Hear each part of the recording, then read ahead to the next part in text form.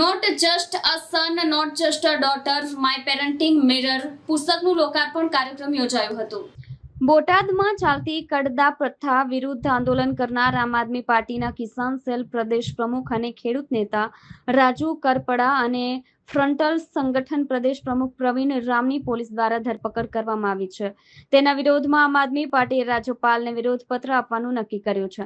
આજે સવારથી આમ આદમી પાર્ટીના પદાધિકારીઓ અને કાર્યકર્તાઓએ તમામ જિલ્લાઓમાં જિલ્લા કલેક્ટરના માધ્યમથી ગુજરાત રાજ્યના રાજ્યપાલને વિરોધપત્ર પાઠવ્યા છે. સુરતમાં પણ લોકસભા ઇન્ચાર્જ રજનીકાંત વાઘાણીની આગેવાનીમાં આમ આદમી પાર્ટીએ આવેદન પાઠવ્યું હતું અને ન્યાયની માંગ કરી હતી. ખેડૂતોના મુદ્દાને લઈને આપની સામે એક આજે જે વિનંતી કરવા માટે આવ્યા છે. જે રીતે વર્ષોથી ખેડૂતો સાથે જે અન્યાય થાય છે એ અન્યાયની અંદર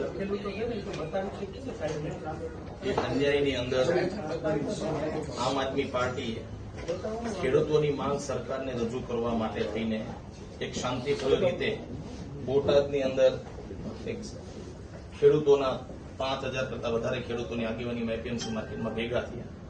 અને અમારી સાહેબ માંગ શું હતી?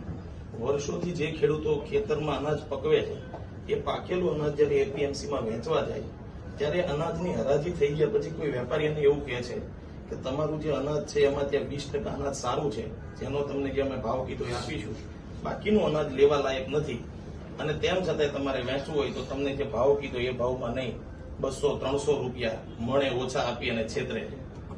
ખેડૂત એવો વ્યક્તિ છે સાહેબ કે જેમને ખેત મજૂરોને પૈસા આપવાના છે, બિયારણના પૈસા આપવાના છે, ખાતરના પૈસા આપવાના છે, એગ્રોની અંદર દવાના પૈસા આપવાના છે, બધા પૈસા બાકી હોય, વર્ષના અંતે જયારે પાક ઉપજે ત્યારે પૈસા એને આપીને એનું એકાઉન્ટ સર્વર કરવાનું હોય. તો ખેડૂત લાચાર છે, એ વેપારી સામે દર વર્ષે એ લાચારીની અંદર એ છેતરાયા કરે છે. તો આ વખતે જયારે અમારી પાસે વાત આવી ત્યારે અમે એક આગેવાન તરીકે રાષ્ટ્રીય પાર્ટીના જવાબદાર વ્યક્તિ તરીકે આમ આદમી પાર્ટીના રાજુ કરપડાએ બોટાદની અંદર ખેડૂતોની વાત સાંભળવા ગયા. એપીએમસીના સત્તાધીશોને કીધું, સત્તાધીશોએ કબૂલ્યું, વિડીયોની માધ્યમથી એવું કબૂલ્યું કે હા આવો કે કરદો હવે અમારા ધ્યાનમાં આવશે તેની સામે અમે એક્શન લઈશું, પણ લેખિતમાં ન આપ્યું. અંતે સાહેબ બીજા દિવસે હળદર ગામની અંદર મહાપંચાયત મળી. એ મહાપંચાયતની અંદર ખેડૂતો સ્વયંભૂ એકઠા થયા અને એકઠા થયેલા ખેડૂતો ઉપર કોઈ અસામાજિક તત્વો ટીખળખોરોએ બહારથી પથ્થરો ફેંક્યા. ખેડૂતો તો રાજુભાઈ સાંભળી રહ્યા હતા અને પોલીસે બેફામ લાઠીચાર્જ કર્યો. એ આપે હવે જોયું ટીવી મીડિયા દ્વારા. તો સાહેબ અમારી એટલી માંગણી છે કે જે આ ઘટના આખી બની છે એમાં ખેડૂતો નિર્દોષ છે. નિર્દોષ ખેડૂતો ઉપર ખોટી રીતે ફરિયાદ દાખલ કરવામાં આવી અને જેલમાં પૂરી દેવામાં આવ્યા. તો એમની સામેના જે કેસ છે કેસ પાછો ખેંચવામાં આવે. અમે આપના દ્વારા રાજ્યપાલ સુધી આ વાત કરવા માંગીએ છીએ કે ભાજપને તકલીફ આમ આદમી પાર્ટીથી હોય, અમારાથી હોય, તો અમારા નેતાઓને અમને બધાને જેલમાં પૂરો. પણ ખેડૂત તો ખેડૂત છે, એ ચાહે કોઈ પણ સમાજના વ્યક્તિ હોય, કોઈ પણ પાર્ટીને સમર્થન આપતા હોય, તમારું મારું પેટ ભરવાવાળા ખેડૂતો છે. તો અમારી એટલી વિનંતી છે ખેડૂતોને બક્ષવામાં આવે, ખેડૂતો ઉપર ખોટો કેસ કર્યો છે પાછો લેવામાં આવે.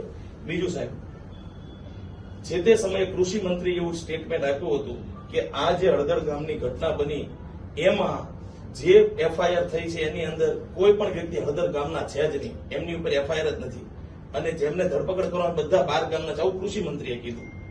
તો પછી હળદર ગામના 300 લોકોને પકડી રાત્રે માર્યા, એમના ઘરની લાઈટો તોડી નાખી, માટલાઓ તોડી નાખ્યા, એમના માને એમના દાદાને જે બેરહેમીથી ગાળાગાળી કરી લીધી.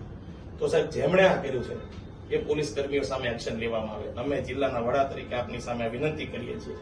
બીજી અમારી બે વાત છે સાહેબ કે આ ઘટના જેમાંથી શરૂઆત થઈ છે એ એપીએમસી ની અંદર જે વેપારીઓ, અમે એવું નથી કહેતા કે 100% આવા છે, પણ જે વેપારીઓ લુચ્ચાઈ કરી લે છે કે એક વખત હરાજી કર્યા પછી ભાવ ફેરવી નાખે છે, તો એમની સામે કાયદેસરની કડક કાર્યવાહી થાય, એમનું લાયસન્સ સસ્પેન્ડ કરી લેવામાં આવે અને આવી રીતનો પડદો કાયમ માટે બંધ થવો જોઈએ.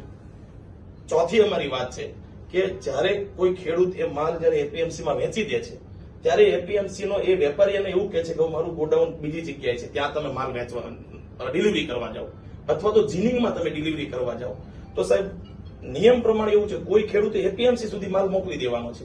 એપીએમસી થી વેપારીની ઈચ્છા પ્રમાણે ચાહે એક્સપોર્ટ કરે, ચાહે એની જીનિંગમાં મોકલે, એના ગોડાઉન, એમની સ્વતંત્ર ઈચ્છા છે. તો સાહેબ ખેડૂતોને આવી રીતે ખોટી રીતે પરેશાન ન કરવામાં આવે. તો અમારી આ 4 માંગ છે.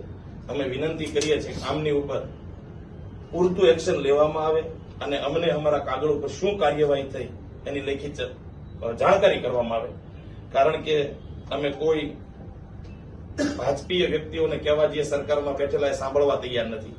અમે તો આપ અધિકારી પાસે એ ન્યુટ્રલ રીતે અમે માંગીએ છીએ કે તમારા દ્વારા જો કાંઈક આમાં સારા પગલા લેવાશે તો હજારો લાખો ખેડૂતોનું સારું થશે. અંતે ગુજરાતના લોકોને સરકારી સિસ્ટમથી જે અણગમો ઉભો થઈ ગયો છે એમાં વિશ્વાસ આવશે. તો આપ એનું સુનિશ્ચિત કરો એવી વિનંતી સાથે અમે તમને આવેદનપત્ર આપીએ છીએ સાહેબ.